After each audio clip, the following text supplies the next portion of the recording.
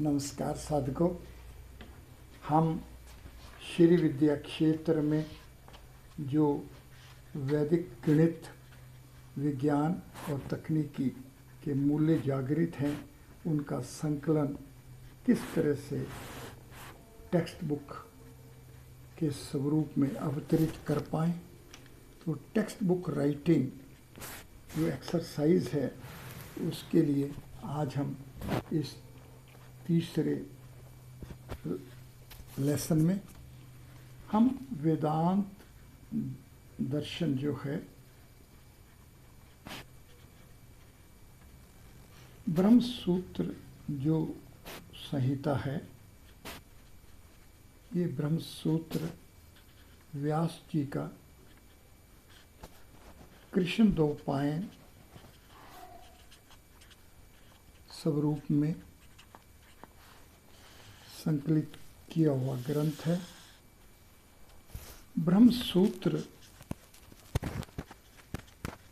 की दिव्य अंक 28 जमा 15 बराबर 43 बराबर ब्रह्मांड। तो ये ब्रह्मांड को पूरी तरह सूत्रित किया गया है। ये 4 अध्यायों का ग्रंथ है। प्रथम अध्याय का नाम है समन्वय, समन्वय अध्याय। दूसरा है आविरोध, आविरोध अध्याय। तीसरा है साधना अध्याय और चौथा है फल प्राप्ति अध्याय। इस तरह से जब भी किसी विषय को विभाजित किया जाएगा तो उसके प्रत्येक खंड को एक नाम दिया जाएगा और वो सार्थिक नाम होगा। इसके दिव्य अंक 28 हैं। ये ब्रह्म के बारे में है। यहाँ भी 28 अंक हैं। तो ये बतलाएगा किस तरह से ब्रह्म अपने आप से ब्रह्म को उत्पन्न कर रहा है। अगर 1 से 28 नंबर लेंगे तो इसके फैक्टर 56 होंगे। ये वैदिक गणित है, ये वैदिक व्यवस्था है, ये जानने की आवश्यकता है।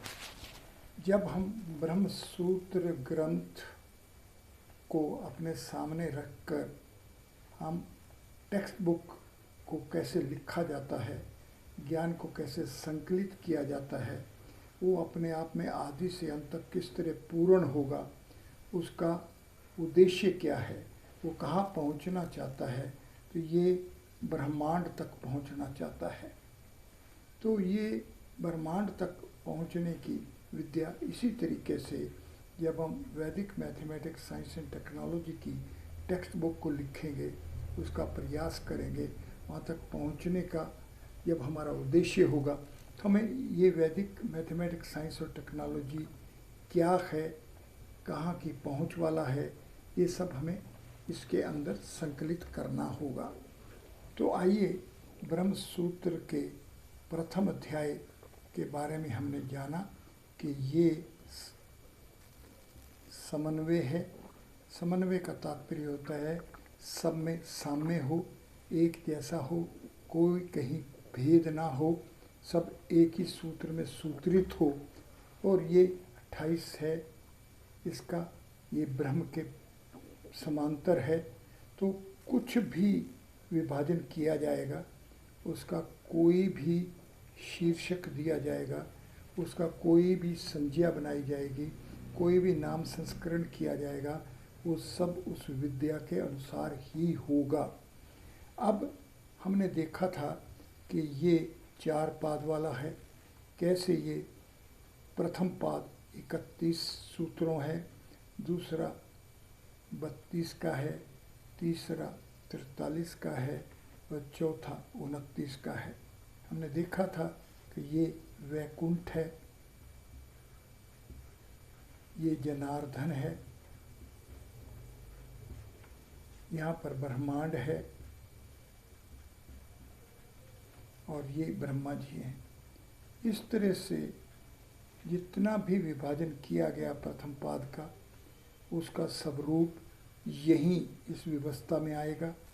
किस तरीके से द्वितीय पाद, तृतीय पाद और चतुर्थ पाद ये अपने आप में पूर्ण विद्या क्षेत्र होंगे। तो हमें पाठ्य पुस्तक जो बनानी होगी उसका जो सेक्शंस बनाने होंगे, सेक्शन के अंदर जो अध्याय बनाने होंगे वो सब अपने आप में पूर्ण दृष्टि वाले होने चाहिए। तो प्रथम अध्याय के प्रथम पाद, द्वितीय पाद, तृतीय पाद और चतुर्थ पाद इनका योग करेंगे तो हमारे पास 135 आएगा। देखिए ये 1 है, ये 3 है, ये 5 है। इसको आप ध्यान से देखेंगे तो 1 स्पेस एक्सिस होने से 3 स्पेस में जाएंगे, 3 स्पेस एक्सिस होने से 5 स्पेस में जाएंगे। तो ये किस तरीके से ये समन्वय करने के लिए हमें 5 स्पेस में पहुंचा रहा है, ये जानना होगा, इस विद्या को ग्रहण करना होगा।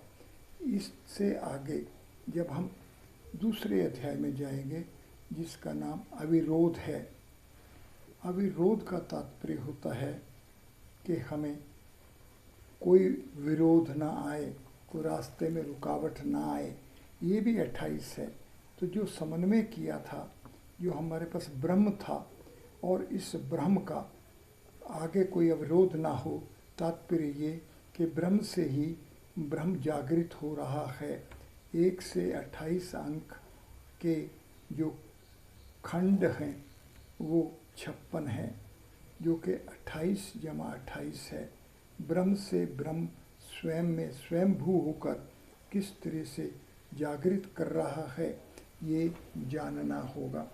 ये अविरोध का तात्पर्य जब हम देखेंगे तो ये हमें मालूम होगा कि इस 4 पाद हैं, 37, 45, 53 और 22। ये 37 18 जमा 19 है, ये हाइपर क्यूब 5 फुल यूनिट, ये हाइपर क्यूब 5 हाफ यूनिट। तो ये 5 स्पेस का जो ओरिजिन है जो कि 6 स्पेस है, तो इससे अविरोध कोई विरोध ना आए। तो जो हमने प्रथम पाद में 5 स्पेस तक का समन्वय प्राप्त किया, तो इससे आगे हमें इस 5 स्पेस के ओरिजिन में जाना होगा।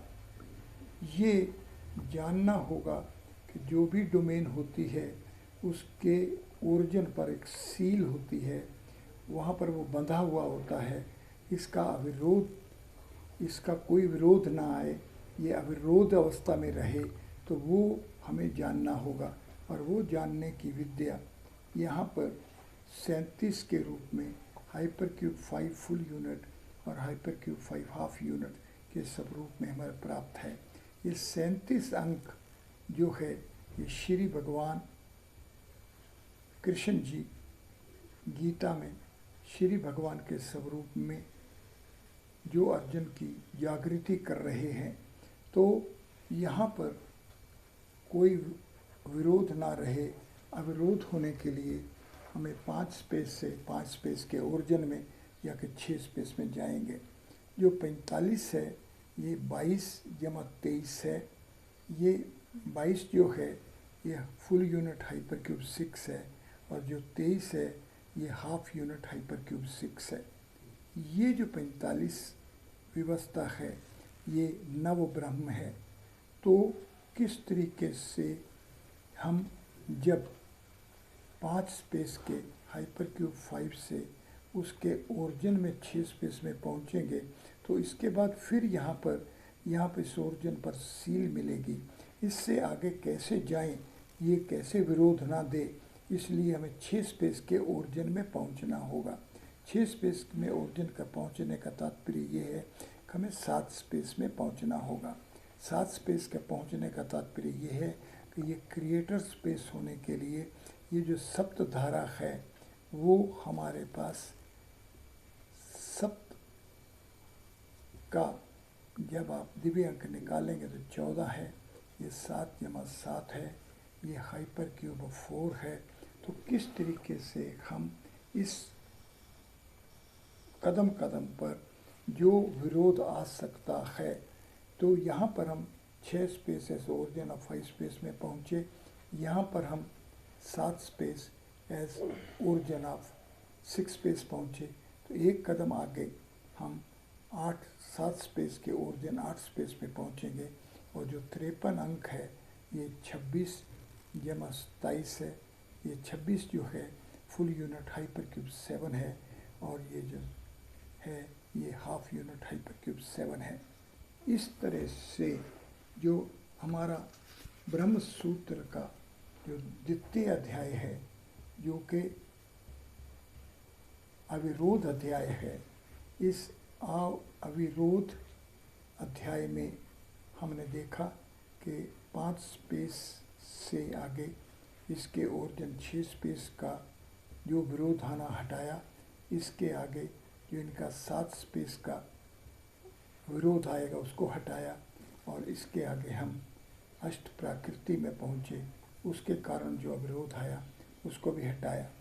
जब हम इस तरीके से 6 स्पेस 5 स्पेस के ओरिजिन में, 7 स्पेस 6 स्पेस के ओरिजिन में, 8 स्पेस 7 स्पेस के ओरिजिन की व्यवस्था को देखेंगे, हम जानते हैं 6, 7, 8 और 9, 8 स्पेस की डायमेंशन 6 स्पेस है। तो जो हमने प्रारंभ किया था 5 स्पेस के ओरिजिन में पहुंचना, अब इस ओरिजिन को हमने एक्सिस बनाना है। इसीलिए जो द्वितीय अध्याय का चतुर्थ पाद है वो 22 सूत्रों की व्यवस्था है। ये हाइपरक्यूब 6 है, और ये इस तरह से क्रम अनुसार दूसरे अध्याय तक पहुँचे। आइए अब हम ब्रह्म सूत्र के तीसरे अध्याय तक पहुँचे। ब्रह्म सूत्र का जो तीसरा अध्याय है, जो तृतीय अध्याय है, इस अध्याय का नाम है साधना। इसके दिव्य अंक 23 है। देखिए, जब 9 स्पेस 9 ब्रह्म प्रवाहित होता है तो इस तरह से 23 व्यवस्था में तृतीय पाद तक पहुंचता है, और चतुर्थ पाद के लिए 5 में ये 28 होता है। तो हमें अब तृतीय पाद पर ये साधना करनी होगी, और ये साधना में भी 4 पाद हैं, और इन 4 पादों की व्यवस्था 27 सूत्रों वाली, 41 सूत्रों वाली, 66 सूत्रों वाली और 52 सूत्रों वाली व्यवस्था है। तो तृतीय अध्याय के प्रथम पाद 27 अंक, ये 3⁻³ की अवस्था है। ये 41 27 जमा 14 है। ये 66 52 जमा 14 है। अगर हम इस व्यवस्था को ध्यान से देखेंगे तो हमें देखेंगे कि हमें साधना कैसी करनी है या साधना कैसी होगी। तो प्रथम है हमें 27 सूत्रों की व्यवस्था, यानी कि 3⁻³ की व्यवस्था, यानी कि हमें क्यूब की वो अवस्था जो कि हमारे सामने 8 कॉर्नर पॉइंट्स, 12 एजेस, 6 सरफेसेस और 1 घन 27 अंक की पहुँचेगी। ये 27 अंक ही 27 नक्षत्र हैं। तो हमें साधना इसके अनुसार करनी होगी, और यही हमारी प्रारब्ध बनाएगी। तो साधना जो भी होगी वही प्रारब्ध होगा। जो पिछले जन्म में हमने साधना करी थी वो हमारा प्रारब्ध बना, और इस प्रारब्ध से ही हमने आगे जो शरीर प्राप्त किया, जो कि 14 अंक की व्यवस्था है। तो ये प्रारब्ध और इस शरीर में ये जो प्रारब्ध आया, तो प्रारब्ध स्वरूप शरीर में जो 41 अंक की व्यवस्था है, ये दूसरा साधना है। तो पिछले जन्म की जो हमारे पास प्रारब्ध प्राप्त हुआ, वो साधना के आगे जो इस शरीर में ये प्रारब्ध इस शरीर ने धारण किया वो 41 अंक की व्यवस्था है। यही हनुमान जी का अंक है। तो हनुमान जी हमारे वो साधना के प्रतीक हैं जो कि हमें राम की दर्शन कराएंगे। ये रामः, ये 28 अंक की व्यवस्था बनती है। ये राम और सीता या सीताराम की व्यवस्था है।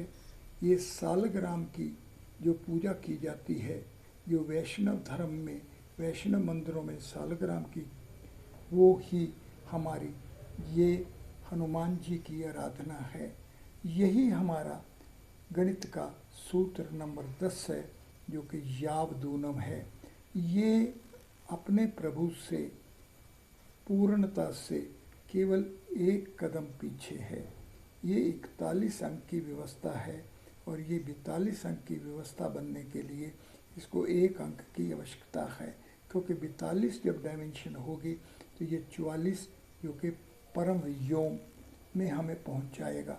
इसलिए हमारी जो साधना जो तृतीय अध्याय का जो दूसरा पाद है, जो कि इस शरीर में प्रारब्ध की व्यवस्था के अनुसार जो हम आगे चलेंगे, जो हम हनुमान जी की रास्ते पर राम जी की प्राप्ति करेंगे, जो कि हम अपने में जो एक अंक की कमी रह चुकी है उसको पूर्णता के लिए जो साधना करेंगे वो द्वितीय पाद है। और इसके आगे तृतीय पाद की जो तृतीय अध्याय का तृतीय पाद जो 66 अंक है, ये देखेंगे कि ये हाइपर क्यूब 17 है, मतलब 15, 16, 17 और 18। ये 17 अंक आत्मा है। तो हमने प्रारब्ध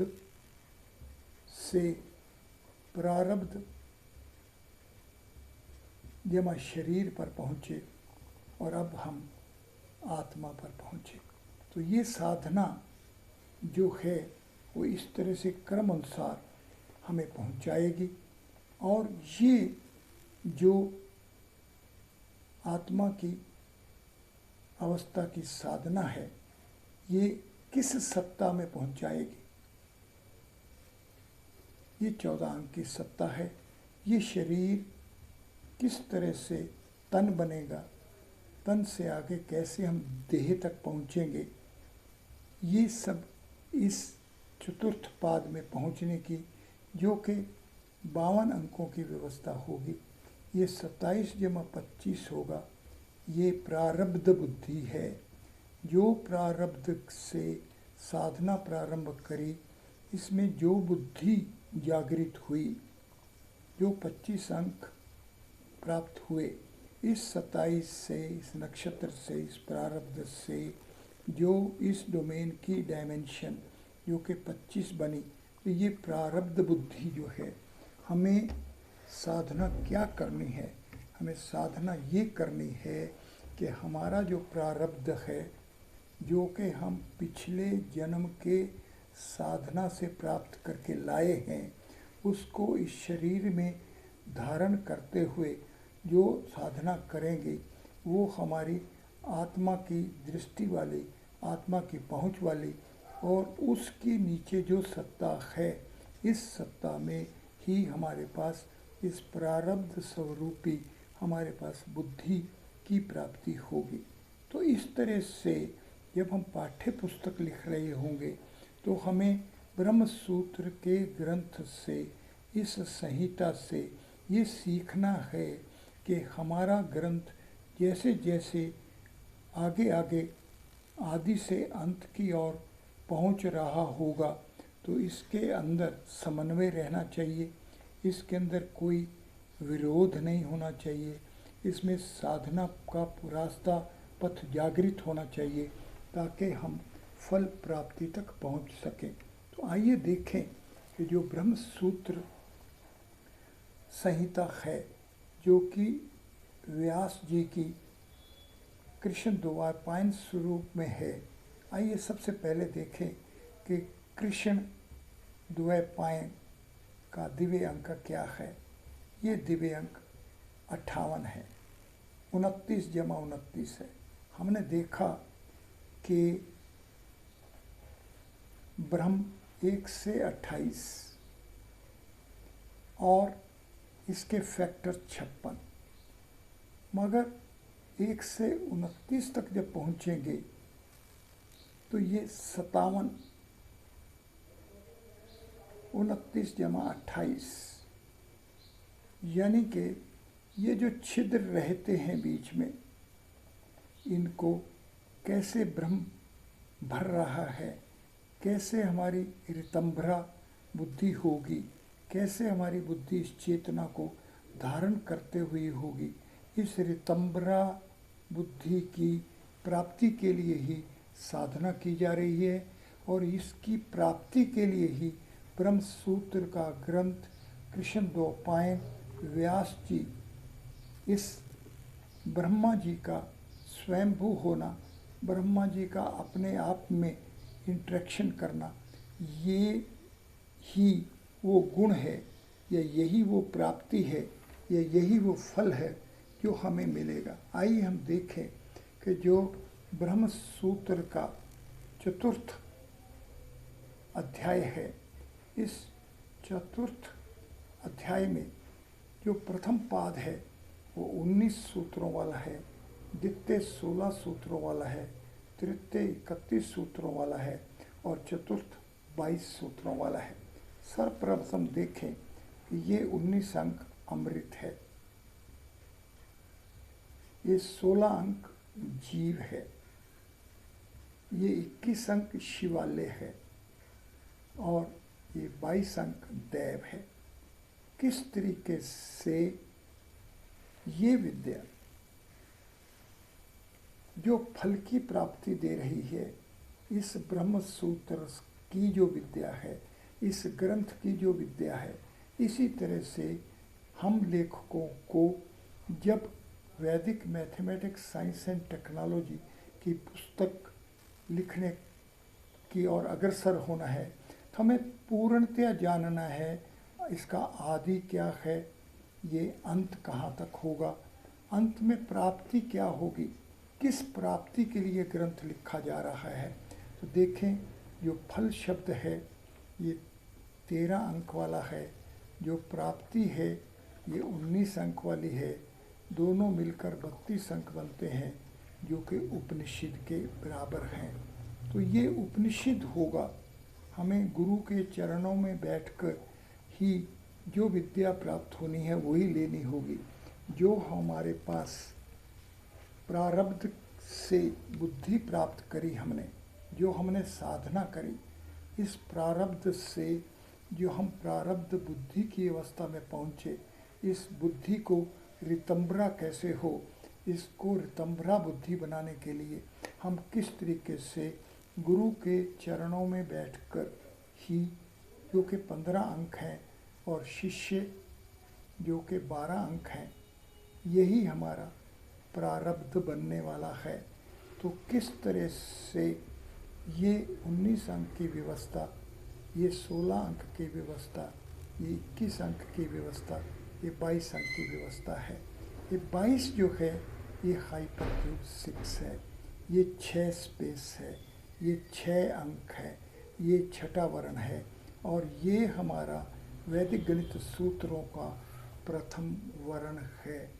इसलिए वैदिक गणित विज्ञान और तकनीकी की पाठ्य पुस्तक में हमें ये अपने मस्तिष्क में रखना होगा कि ब्रह्म सूत्र जहाँ हमें पहुँचा रहा है वहाँ से प्रारंभ करके हमने वापस ब्रह्म तक पहुँचना है। इसलिए एकाधिकेन से प्रारंभ करेंगे, 6ठे वर्ण से प्रारंभ करेंगे, 22 अंक से प्रारंभ करेंगे और क्रम अनुसार हम विसर्जनीय 13 अंक तक पहुँचेंगे जो कि हमारा चित्त है। किस तरीके से ये विद्याएं अपने आप स्वयंभू होकर जागृत होएं, ऐसा पाठ्य पुस्तक हम तैयार कर पाएँ तो ही हमारी साधना सही फल प्राप्ति वाली होगी। साधकों, अगर आपको पाठ्य पुस्तक का लेखक बनने की जिज्ञासा रखनी है तो अथातो ब्रह्म जिज्ञासा ब्रह्म सूत्र के प्रथम सूत्र से प्रारंभ करना होगा। और ये सूत्र अथातो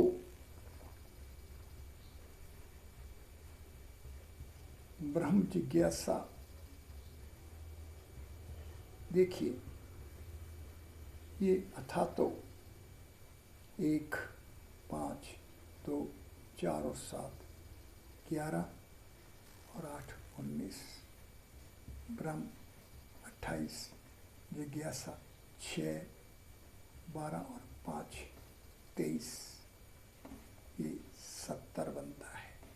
तो जिस तरह से जब कोई भी डोमेन स्प्लिट करेगी तो 1 से 2 होगी, फिर 5 बनेंगे, फिर 12, फिर 29 और फिर 70।